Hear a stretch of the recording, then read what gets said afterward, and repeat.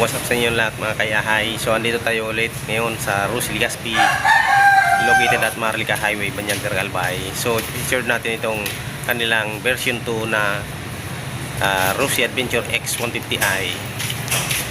So umpisa natin dito sa kanyang looks na futuristic design So magkapreyo lang siya ng version 1 ng Adventure X 150i. Yun nga lang, iba ang kulay nito sa decals niya, magkaiba yung decals niya nung nauna at ito pangalawa. Umpisa agad natin dito guys sa kanyang windshield na adjustable. Ayan, in-adjust ko na siya guys para makita nyo na pwede talaga siyang i-adjust, So yan, yung cleared visor niya, yan, adjustable yan. At yung design niya dito na parang carbon type design. So sa kanyang headlight nga pala guys is dalawang projector lamp na medyo may kalakyan Tapos ito mapapansin natin may daytime running light dito na parang kilay. So may carbon type design din siya dito, Yan. So, gumagamit din po siya ng standard telescopic port na nabalutan siya ng rubber boots. So dito na tayo siya guys sa kanyang front fender. Kung mapapansin natin parang malutong siya, at madumi, pwede naman natin linisan yan. At meron din siyang carbon type design dyan sa gilid. At siya nga pala guys is naka-combi braking system itong motor na ito, Meron din siya dito na reflector. So sa kanyang braking system, ito yung kanyang disc rotor. Naka-tripod caliper siya. At yung kanyang tire size is 110/80 by 14 sa unahan. Ito yung kanyang signature mugs ni Rosie Adventure X 150i. So ito guys yung kanyang floorboard, yan, or footboard, sa paanan niya.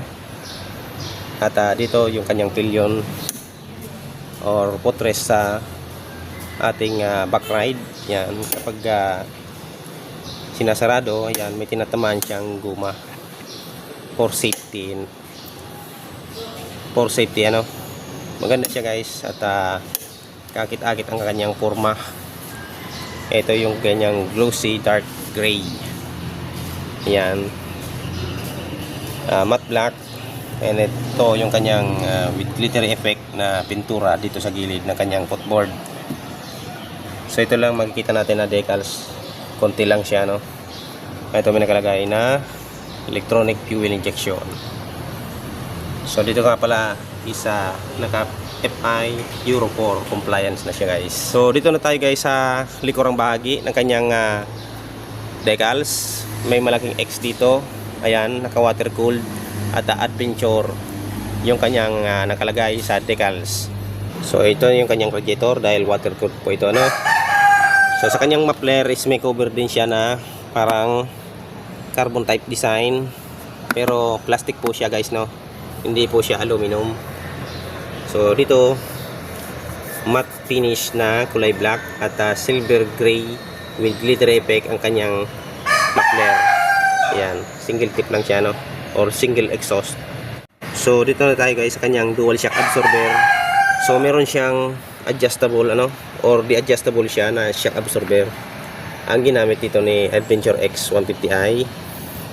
At yung kanyang single pot caliper sa kanyang hulyang disc rotor na braking system, Magamit din siya ng 130/70 by 13 na gulong dito sa hulihan, So ito guys yung kanyang taillight.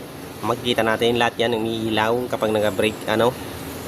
Yung kanyang LED type na signal light.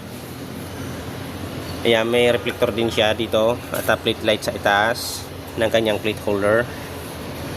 Ayan, yung kanyang rear fender is flexible or rubberized plastic itong nagamit dito ni Rossi Adventure X 150i. So, dito naman tayo guys sa kanyang air cleaner or airbox. Yan yung kanyang design. Pati yung kanyang panggilid, no. Ito, makapal na plastic pareho. So, cover lang ito guys. Meron siyang makikita natin yung sa loob, yung pinakaloob. Pag natanggal natin itong side cover or panggilid cover. Wala siyang kickstarter, no. Yung kanyang side stand nga pala guys, meron siyang kill switch. Then may sensor siya dito na parang pang kill switch, no.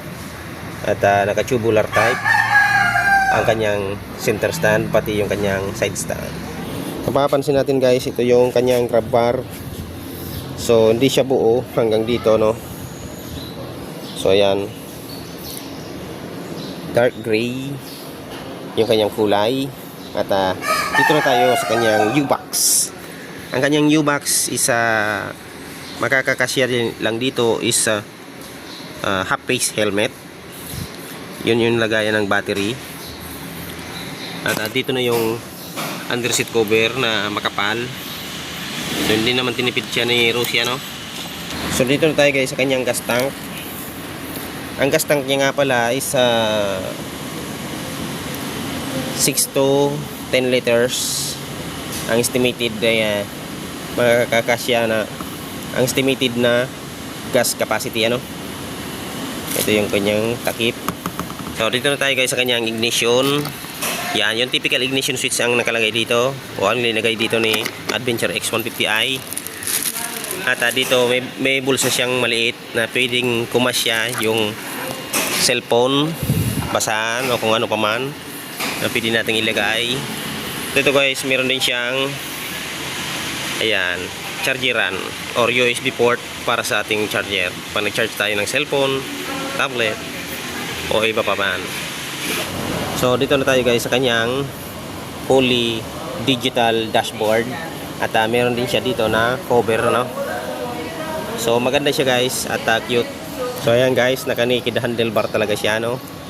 At black yung kanyang handlebar.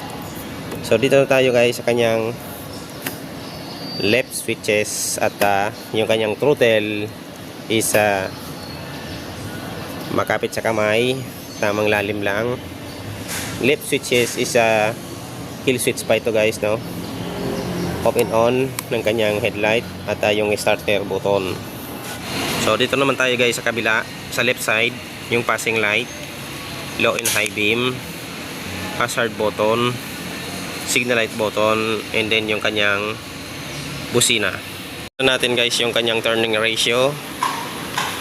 Ayan, medyo may kalakihan siya, no. Hindi tulad ng iba na medyo maiksi lang ang turning ratio niya. Guys, yung inupuan natin.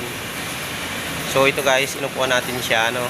So ang tangkad ko is nagre-range ng 5'6 to 8. So 5'6 to 5'8. So ayan, mapapansin nyo ang paa natin is nakalapat, ano. So hindi ako nakatipto dito. So ayan, wala tayong cameraman, kaya ayan, tiyaga na lang natin, ano. So tamang-tama lang sa akin guys. At bagay sa aking tangkad. Pero yung mga 5'5 or kaya 5'6 or 5'2, pwede rin dito. Kaya lang tipto na siguro sila dito, no. Overall guys, pwede ko itong recommend sa inyong motor na ito na tinatawag nilang Adventure Tagalog or Adventure Bike ng Tagalog, no. So sa lahat ng gustong mag-avail nito, is available po ito sa lahat ng Rossi branches nationwide. Salamat po sa inyong panonood at suporta. Stay and ride safe. Peace out.